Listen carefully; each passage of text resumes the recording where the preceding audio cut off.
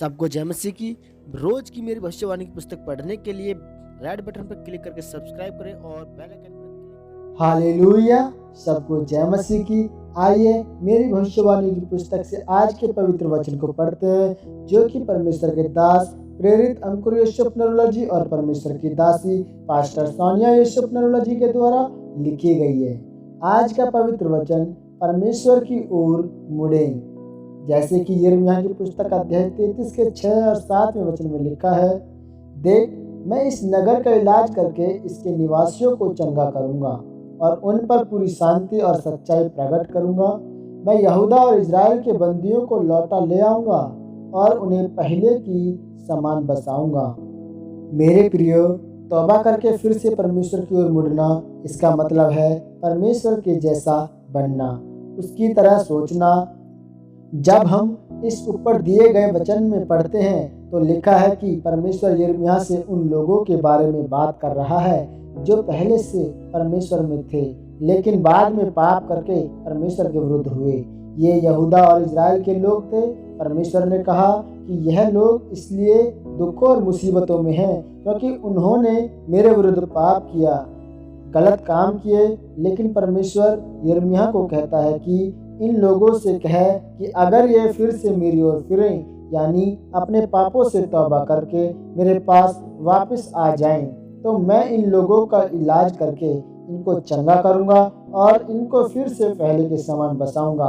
बसाने का मतलब होता है कि इनके जीवन को सेट करूंगा, यानी इनके जीवन को सीधा करूंगा, उनके परिवारों और फाइनेंस को सीधा करूंगा। मेरे प्रियो, ये नतीजा उन लोगों के लिए है जो परमेश्वर में फिर से तौबा करते, माफ़ी मांगते हुए आते हैं। जिस प्रकार परमेश्वर ने यहूदा और इजराइल के लोगों पर दया की, उन्होंने परमेश्वर से माफ़ी मांगी और वह फिर से परमेश्वर की ओर मुड़े, तब परमेश्वर ने उनको माफ़ किया और उन्हें पहले की तरह बचाया।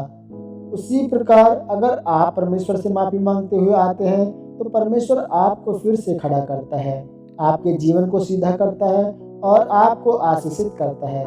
मेरे प्रियो, जिस प्रकार हम बाइबल में राजा दाऊद के बारे में पढ़ते हैं तो लिखा है कि उसने बतशेबा नाम की औरत के साथ व्यभिचार किया।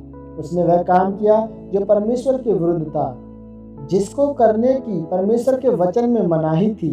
लेकिन जब नातान नबी ने दाऊद को कहा कि तूने परमेश्वर के विरुद्ध पाप किया, तुझे पश्चाताप करना होगा, तब दाऊद ने परमेश्वर के सामने पश्चाताप किया।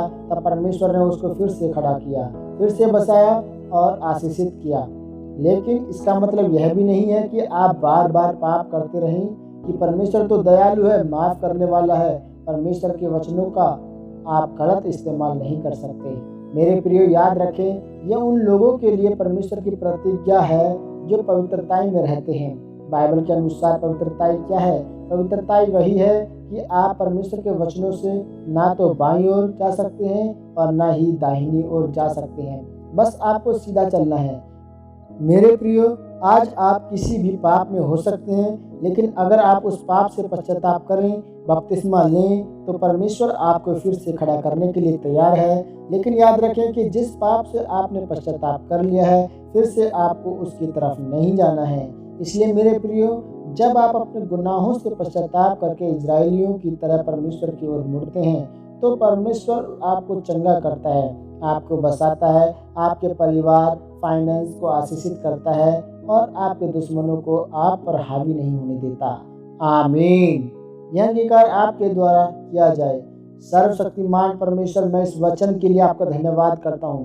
पिता, मैं अंगीकार करता हूँ कि मैं तेरे वचनों के अनुसार चलूँगा। मैं अपने हर एक पाप से पश्चाताप करता हूँ और फिर कभी मुड़कर उस पाप में नहीं जाऊँगा।